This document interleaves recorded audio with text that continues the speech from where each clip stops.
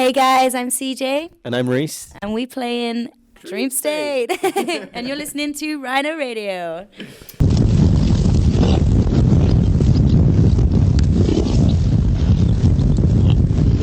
So I'm reunited, and I have the honor of sitting back with Rhys and CJ of Dream State. How you guys doing? We're doing good, thank you. Okay. Last time I saw you was at 2003's. Yes. Chris begged me to talk to you, so I let him do that. So he enjoyed your company, your questions and answers. He's a sweet but guy. we all enjoyed the sun. Yeah. And today... We were luminous that day. Yeah, I was looking at the video. Everybody was wearing sunglasses, and now we're beanies and jackets. And, England. I know. But today we're celebrating the release of Primrose Path. Yes. Okay, it was released about 2 weeks ago. No, a week ago. A week ago. Just over Yeah, a week ago. Great sounds, really enjoying the videos, and now I get to enjoy you on stage. Okay, and the interesting thing that I read about the album, that Primrose Path for you guys is on the search of happiness, but also the costs of it. And as I said, I've met you a few times before, and you're always so happy. And always looking, and I thought finding happiness as well. But apparently it's not like that.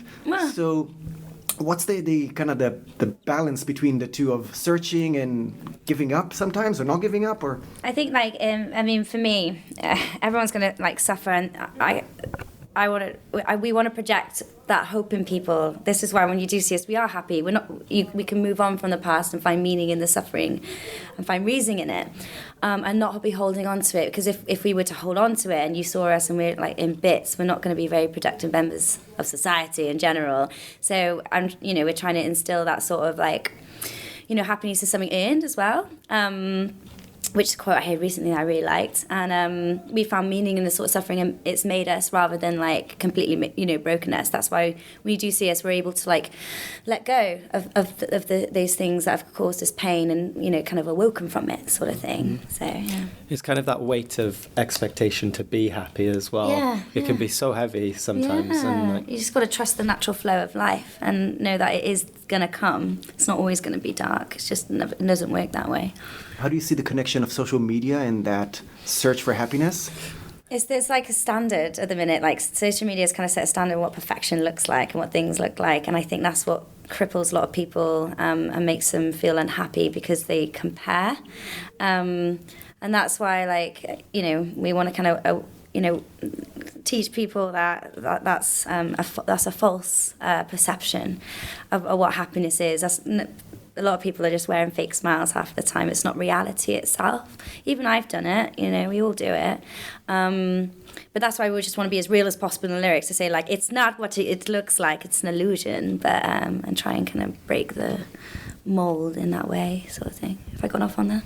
No, I think so. Okay. I don't think so, maybe. But, I mean, we touch on that in Open Windows, isn't it? Yeah, like, the maddening of, like, society standards, sort of thing. Yeah. Madness cured by madness. Yeah, Sadness treats sadness, which is kind of that battle with trying to achieve happiness, isn't it? And it's like a trauma disguised as culture. Do you know what I mean? And there's pros and cons to talk about mental health, but some kids can wear it on their sleeves and, like, really wear it as fashion, that sort of thing, and they look up to these artists that look like they're brain dead. They're not brain dead, but, like, just look, like, it's trauma passing as culture, that sort of thing. How often do you fall into that trap yourselves?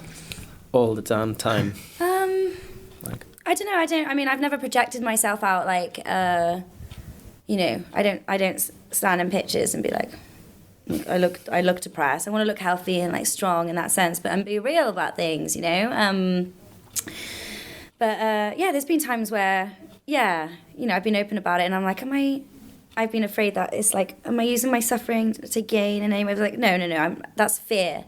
I'm being real, and there's nothing wrong with being open and honest with sort of things, as long as you're not, like, that's why if you listen to Primrose Path, there's a lot of hope in my voice and in the lyrics. There's always, like, a way out, and I make sure that that's instilled there as well. So kids are not like, oh, it's completely hopeless and endless. Do you know what I mean? So, yeah. If that makes sense, help me. And the theme of recovery is great in your lyrics, and you've been both open about it in interviews and chats to fans.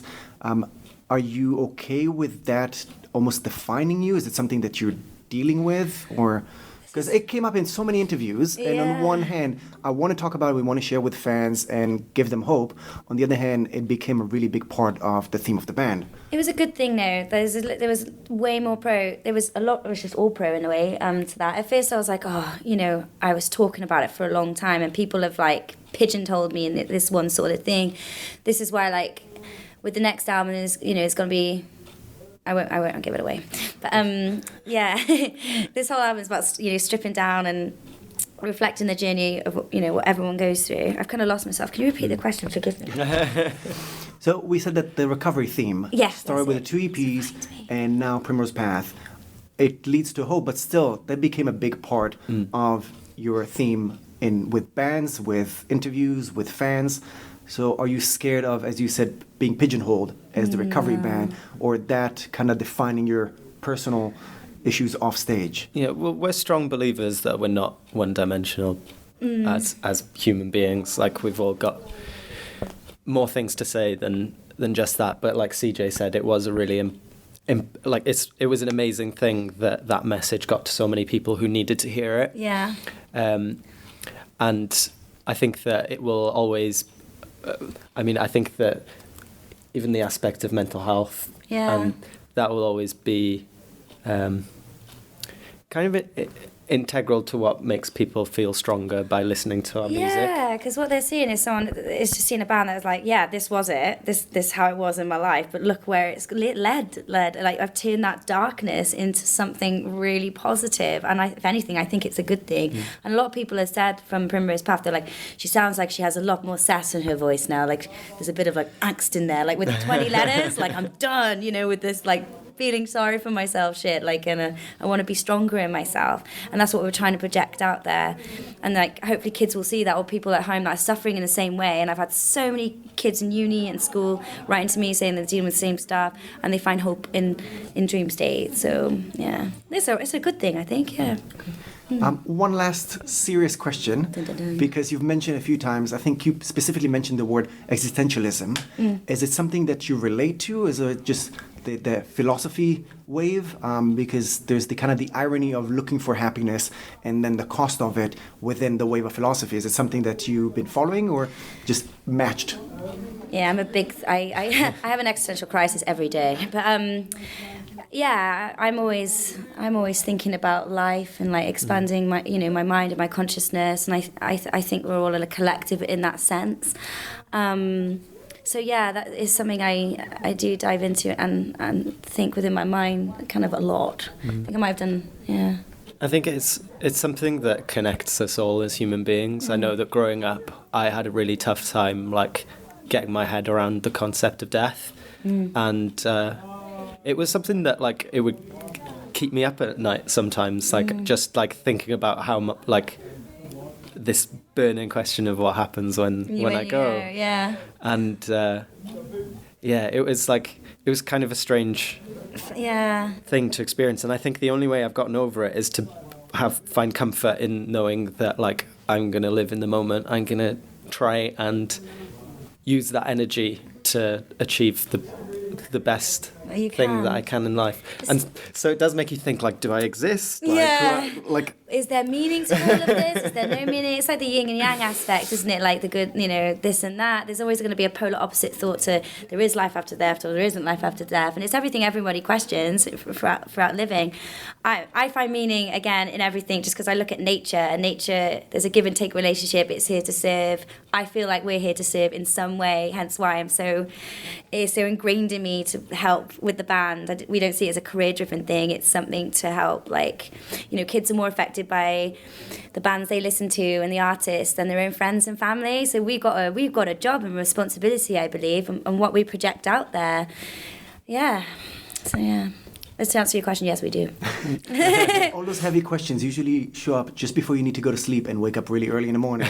Like every morning, honest to God, I will wake up and I'm like, oh my, I'm like, what am I? Who am I? Sometimes you wake up and you're just like, oh, hey, I'm alive. It's either that or that remembering that really embarrassing thing that you did 15 years ago. Yeah. Calling your teacher mom or something. Intrusive thoughts. Something completely insignificant that will keep you up all night. That time I wrote that wrong text. and I put 2 kisses on the end. That means something. No, sorry, that was. Okay, guys, thank you very much for sharing. Every time you open up so honestly, and I really appreciate that. So thank you very much for sharing. As I promised, it's going to be the last serious one. Okay, Christmas is kind of around the corner. I don't know if it's okay to admit that, but I was wondering, are you guys going to be on the good list or the naughty list, and why? I'm going to be in the middle. Too many details, but still. I'm going to get half a lump of coal. But I think on the good. But mind you, there's like God's favourite customer. I said this before, like it's my favourite album title for Father John Misty is like God's favourite customer, when you like say to God, like, I promise I will be good. Even though, you know, fuck knows who I'm praying to. But yeah, I think I've been good, but I've had my moments of falling back on myself, hence Primrose. I mean, I think that to admit that you have fault within yourself, like I think that that's a really important process as a human being, to be able to accept that nobody's perfect, and that you need to essentially strive to be as good as you can be, I think. So we've definitely learned some of our shadow parts of our personality this year, let's just say that. But I think, what list are you going to be on, Rhys? Good or bad? We went deep with this question. Yeah, we did. I'm going to say good because, like, Hitler existed. Yeah, we haven't done anything detrimental like, to the world, just to ourselves. Yeah. I only hate myself, I think, half the time. I like to think that we do more good things than bad things. Yeah, we don't know, man. You decide. I'll confront you on that, because the last time we spoke was at Slam Dunk, I think about 2 years ago. Yeah. And Rhys kind of promised that there's going to be a release in Welsh. That didn't happen. Oh, bad list for you. You lied. Oh, did we do that? Oh, we should do that. Well, you said you're going to work on your Welsh as well.